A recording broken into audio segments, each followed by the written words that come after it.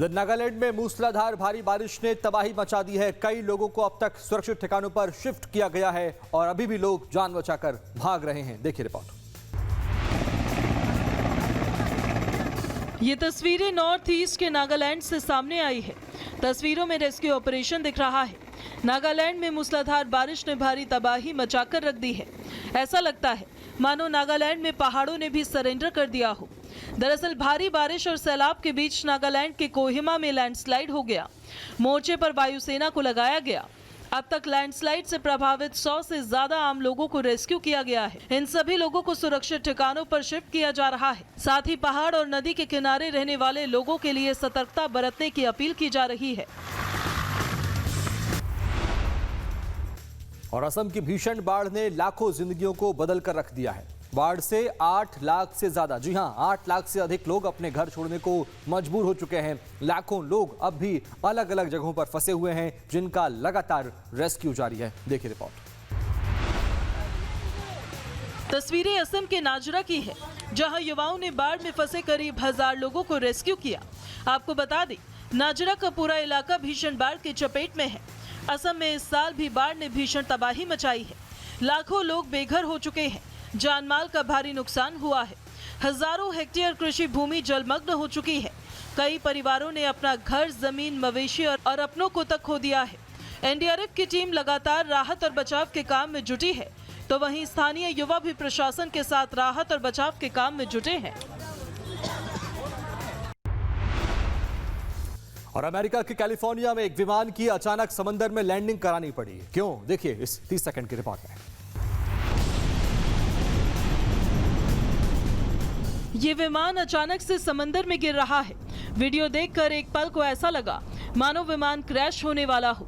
ये तस्वीर अमेरिका के कैलिफोर्निया से सामने आई है, जहां एक विमान की अचानक इमरजेंसी लैंडिंग करवानी पड़ी। खबर है कि विमान का इंजन खराब हो गया था, जिसके चलते पायलट को आनन फानन में समुद्री तट पर ही लैंड करवाना पड़ा। गनीमत रही कि सही वक्त पर विमान की सेफ लैंडिंग हो गई, जिससे एक बड़ा हादसा होते होते टल गया। विमान चला रहे पायलट की जान भी पूरी तरह से सुरक्षित है। इधर सोशल मीडिया पर अमेरिका के कैलिफोर्निया से एक ऐसा ही वीडियो सामने आया है, जिसमें एक 16 साल का लाइफ गार्ड अपनी सूझबूझ और बहादुरी से तेज लहरों का सामना करते हुए एक 10 साल के बच्चे की जान बचाता नजर आता है। देखिए रिपोर्ट। रिपोर्ट्स के मुताबिक ये घटना शनिवार को कैलिफोर्निया के सांता क्रूज स्थित सी ब्राइट बीच पर हुई। यहाँ अचानक समुद्र में ऊंची और तेज लहरें उठने लगी, जिससे बीच पर मौजूद लोग संभल नहीं पाए। इस दौरान करीब 10 साल का एक बच्चा लहरों की चपेट में आकर समुद्र के अंदर बहने लगता है। बच्चा तेज लहरों के बीच खुद को बचाने की कोशिश करता दिखाई देता है, जबकि किनारे पर खड़े लोग घबराकर उसकी ओर देखते रहते हैं। कुछ ही सेकंड में बच्चा लहरों के साथ दूर चला गया और खुद को संभाल नहीं पाया। दर्शकों, पाकिस्तान इन दिनों जल रहा है। पीओके के गुस्से ने पाकिस्तान में बर्बादी का भविष्य लिख दिया है। एक रोती बिलखती महिला ने क्या कहा है, उसे आपको जरूर सुनना चाहिए। देखिए। पाकिस्तान के कब्जे वाले पीओके में मुनीर की फौज ने बर्बरता का ऐसा अध्याय लिखा, जिसने पाकिस्तान में आने वाली बर्बादी की स्क्रिप्ट अभी से तैयार कर दी है। पीओके हर दिन सुलग रहा है। मुनीर के फौजी निहत्थे नागरिकों पर गोलियां बरसा रहे हैं। मुनीर के एक इशारे पर एक साथ 20 से ज्यादा लोगों को भून डाला। अब स्थानीय महिला इसी नरसंहार को लेकर यूएन से गुहार लगा रही है। उसने दुनिया के तमाम देशों से इस नरसंहार के खिलाफ आवाज उठाने की अपील की है। महिला ने मुनीर और पाकिस्तान के हुक्मरानों पर कड़ी कार्रवाई की मांग की है। और यूपी के बुलंदशहर में भारी बारिश के बाद स्कूल से घर लौट रही एक बच्ची खुले नाले में डूब गई। देखिए रिपोर्ट 30 सेकंड। जानकारी के मुताबिक कक्षा 4 की छात्रा चारू कश्यप स्कूल से छुट्टी के बाद पैदल घर लौट रही थी। इसी दौरान अचानक से तेज बारिश शुरू हो गई। जलभराव और बारिश से बचने के लिए चारू नाले के ऊपर रखी पटिया पर खड़ी हो गई। जलभराव के कारण नाला उफान पर था और पटिया के आसपास गड्ढे दिखाई नहीं दे रहे थे। अचानक संतुलन बिगड़ने से चारू उफनते नाले में जा गिरी और पानी के तेज बहाव में बह गई। मौके पर मौजूद एक दुकानदार ने उसे बचाने का प्रयास किया, लेकिन तेज बहाव के कारण छात्रा का हाथ छूट गया।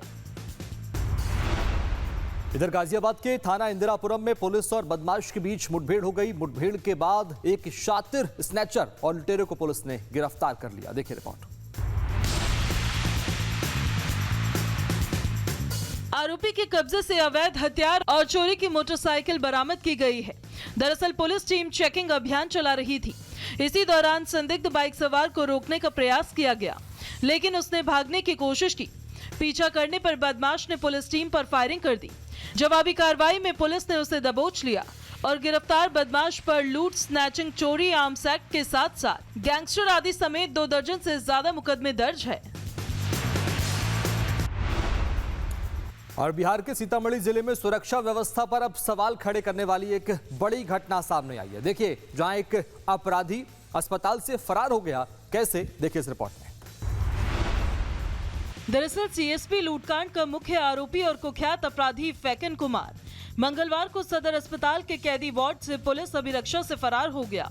इस घटना के बाद पुलिस महकमे में हड़कंप मच गया और उसकी गिरफ्तारी के लिए जिले भर में छापेमारी की जा रही है। बताया जा रहा है कि लूट की वारदात के दौरान पुलिस मुठभेड़ में उसके पैर में गोली लगी थी, जिसके बाद उसे 24 जुलाई को इलाज के लिए जेल प्रशासन द्वारा सदर अस्पताल में भर्ती कराया गया और इसी दौरान वो वॉशरूम के वेंटिलेटर से फरार हो गया। और अब बात रुद्रपुर की करते। रुद्रपुर में सामूहिक दुष्कर्म के आरोपियों की जमकर पिटाई हुई है। आक्रोशित भीड़ ने आरोपियों की फांसी की मांग की है। देखिए रिपोर्ट 30 सेकंड में।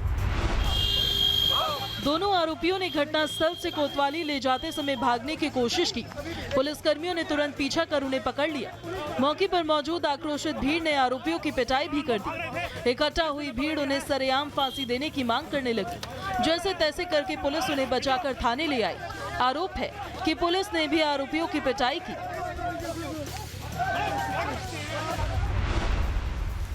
और डोनाल्ड ट्रंप को एक बहुत बड़ा झटका लगा है। उनके नापसंद शख्स को अमेरिकी सीनेट में बड़े पद पर बैठा दिया गया है। कैसे, देखिए इस रिपोर्ट में।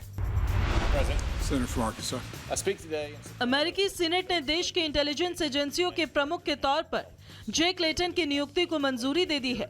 बता दें, राष्ट्रपति डोनाल्ड ट्रंप ने उनके नॉमिनेशन में देरी करने की खूब कोशिशें की थी, लेकिन अब जेक लेटन को एक स्थायी डायरेक्टर के तौर पर नियुक्त किया गया है। उनकी नियुक्ति को पार्टी लाइन के आधार पर 51 में से 47 वोटों से मंजूरी मिली है, जिसके बाद उनका सिलेक्शन हुआ है। अब से जेक लेटन ही अमेरिका में इंटेलिजेंस का विभाग संभालेंगे। वहीं तकनीकी समस्या के चलते फेडरल एविएशन एडमिनिस्ट्रेशन ने अमेरिकन एयरलाइंस की सभी उड़ानों के लिए राष्ट्रव्यापी रोक लगा दी है, जिससे एक एयरलाइंस सेक्टर को बड़ा झटका लगा है। देखिए इस रिपोर्ट में। एडवाइजरी के अनुसार 28 जुलाई को शाम 6:30 बजे से शाम 7:30 बजे तक सभी गंतव्य हवाई अड्डों और सुविधाओं पर ग्राउंड स्टॉप लागू रहा। पहले से उड़ान भर चुकी उड़ानें प्रभावित नहीं हुई। अमेरिकन एयरलाइंस ने भी अपने सोशल मीडिया हैंडल पर इस समस्या को स्वीकार किया है। एक यात्री के प्रश्न के उत्तर में अमेरिकन एयरलाइंस के एक्स अकाउंट ने लिखा है, हम वर्तमान में एक सिस्टम व्यापी आईटी आउटेज का सामना कर रहे हैं। हमारी आईटी टीम सबको जल्द से जल्द बहाल करने के लिए काम कर रही है। ईरान युद्ध शुरू होने के बाद पहली बार अमेरिकी राष्ट्रपति डोनाल्ड ट्रंप और इजराइल के प्रधानमंत्री बेंजामिन नेतन्याहू की मुलाकात हुई है। बैठक को लेकर नेतन्याहू ने क्या कहा है, देखिए इस रिपोर्ट में। मीटिंग को लेकर नेतन्याहू ने कहा है कि ट्रंप के साथ उनकी बैठक ईरान के पास न्यूक्लियर हथियार ना हो, ये पक्का करने के आम मकसद की समझ पर आधारित थी। वहीं व्हाइट हाउस ने बातचीत को सकारात्मक और रचनात्मक बताया है। हाल ही में ट्रंप ने भी संकेत दिया था कि दोनों के बीच कुछ मतभेद है, लेकिन उन्होंने ये भी कहा कि उन्हें ईरान की गतिविधियों की पूरी जानकारी है और स्थिति पर अमेरिका की नजर बनी हुई है। राजनीतिक दृष्टि से भी यह बैठक दोनों नेताओं के लिए काफी अहम मानी जा रही है। और ईरान ने एक बार फिर से बम मार दिया है। ईरान ने अपने पड़ोसी इराक में अमेरिकी अड्डे पर ड्रोन चलाया है। देखिए रिपोर्ट 30 सेकंड में। खाड़ी में एक बार फिर से तनाव भड़क गया है।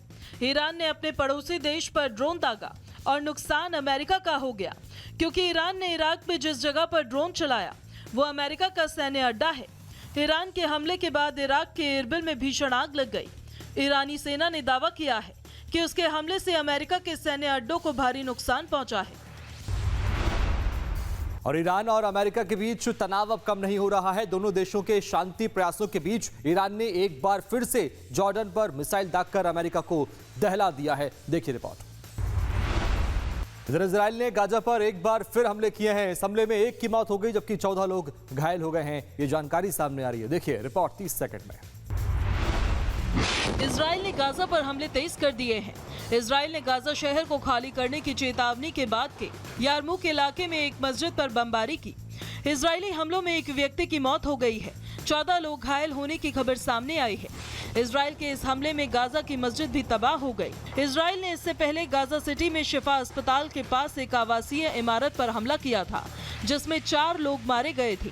अस्पताल के पास बने टेंट पर भी बम गिराए गए थे।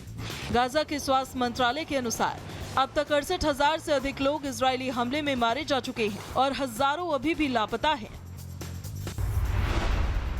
इधर भारत ने यूएन में होर्मुज में जहाजों पर हुए हमलों की निंदा की है। साथ ही हमलों को लेकर भारत का पक्ष भी रखा है। देखिए रिपोर्ट।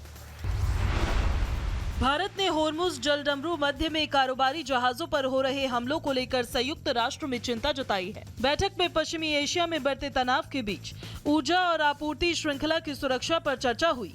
यूएन में भारत के स्थायी प्रतिनिधि राजदूत हरीश पी ने कहा है कि कारोबारी जहाजों पर हमले से वैश्विक ऊर्जा आपूर्ति और सप्लाई चेन प्रभावित हुई है। हम इस महीने होर्मुज से गुजरने वाले जहाजों में, जिनमें जीएफएस गैलेक्सी, एमटी अल भैया और एमटी मोम्बासा शामिल है, उस पर हुए हमलों की कड़ी निंदा करते हैं।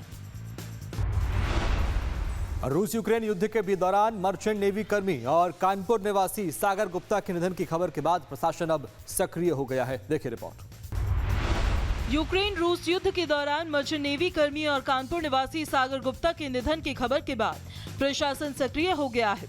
मामले को मुख्यमंत्री योगी आदित्यनाथ ने गंभीरता से लेते हुए अधिकारियों को पीड़ित परिवार से मुलाकात कर हर संभव मदद करने का निर्देश दिया है। मुख्यमंत्री के निर्देश पर पुलिस और प्रशासनिक अधिकारियों ने सागर गुप्ता के परिजनों से मुलाकात की और उन्हें भरोसा दिलाया कि राज्य सरकार इस कठिन समय में उनके साथ खड़ी है। शिपिंग कंपनी और परिजनों से मिली जानकारी के मुताबिक यह हादसा 18 जुलाई को हुआ था।